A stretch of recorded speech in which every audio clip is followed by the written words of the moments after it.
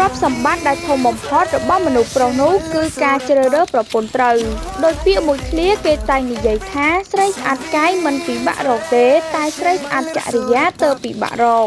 ត្រូវប្រយ័ត្នទាំងទង្វើនិងពាក្យសម្ដីប្តីបានល្អឬមិនល្អក៏ព្រោះយើងជាប្រពន្ធនេះដែរកុំអាងតែប្តីស្លូតប្តីស្រឡាញ់បានចិត្តបានដៃធ្វើអ្វីមិនគិតដល់ប្តីសំខាន់ជាងនឹងទៀតអត់ដែលចេះទទួលស្គាល់កំហុសខ្លួនឯងទេមនុស្សស្រីខ្លះស្ដាប់ហើយពិចារណារៀងៗតោះចំណុចទី1ដែលធ្វើឲ្យប្តីឈឺចាប់បំផុតគឺ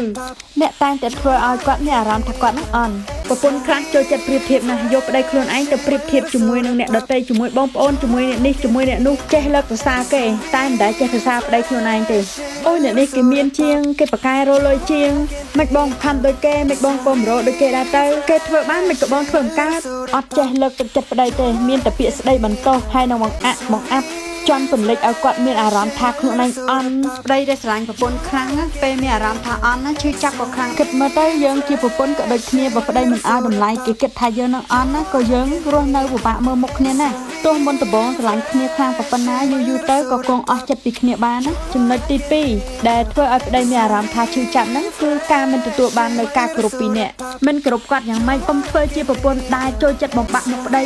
ណាតោះប្រពន្ធខ្លះទម្លាប់អាក្រក់ណាស់ចូលចិត្តមើងងាយប្តីជេរប្តីបង្អាប់ប្តីចំពង្លិចប្តីនៅមុខគេមុខឯងណាដែលធ្វើឲ្យគេមើលទៅគេគិតថាជាមនុស្សប្រុសដែលអន់ខ្លាំងណាស់ឬក៏ជាប្តីដែលអសមត្ថភាពប្រពន្ធចង់ថាអីជេរស្ដីអីនៅមុខគេមិនក៏បានកុំឲ្យគាត់មានអារម្មណ៍ថាគេមើលមកគាត់គឺជាមនុស្សប្រុសដែលខ្លាចប្រពន្ធជាប្តីដែលគ្មានតម្លៃកុំនិយាយពាក្យណាដែលមើលងាយកុំនិយាយពាក្យណាដែលមិនឲ្យតម្លៃប្តីជាពិសេសនៅមុខមិត្តភក្តិប៉ពួកឬក៏បងប្អូនរបស់គាត់ហ្នឹងណាហើយត្រូវចាំផងដែរបើគេមើលងាយគេមិនមែនមើលងាយតែប្តីយើងទេតែកាលណាយើងនិយាយមើលងាយប្តីយើងគេមើលងាយទាំងយើងទាំងប្តីយើងនឹងឯងវាមិនដែលគេមើលងាយតែប្តីម្នាក់ឯងនោះទេទី3កុំនិយាយដើមប្តី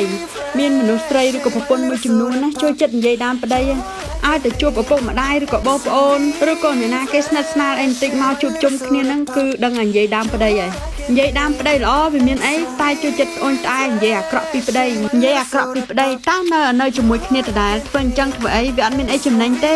ហើយបើលឺដល់តិចប្តីគាត់ពិតជាមានអារម្មណ៍ខូចចិត្តឈឺចិត្តបើប្តីមិនល្អក៏ដាស់តឿនគ្នាទៅបើយើងទៅនិយាយប្រាប់គេអ្នកក្រៅដូចហាច់ពោះឲ្យក្អែកចឹកហ្នឹងគេមិនមកជួយអីយើងបានបើមនុស្សអាក្រក់ទៀតគេចាំលួចសើចចំអកយើងឃើញក្រុមគ្រួសារយើងបែបហ្នឹងគឺគេពេញចិត្តគេណាយើងជាប្រពន្ធណាត្រូវឆ្លាតត្រូវមើលអាចំណុចល្អរបស់ប្តីឲ្យឃើញចេះលើកប្រសើរចេះលើកកម្លាំងចិត្តព្រោះយើងគឺជាមនុស្សស្រីតែម្នាក់ដែលនៅក្បែរគាត់ស្រឡាញ់យើងគាត់ពិតជាជឿស្ដាប់យើងខ្លះហើយបើសិនជាយើងមានគំនិតល្អ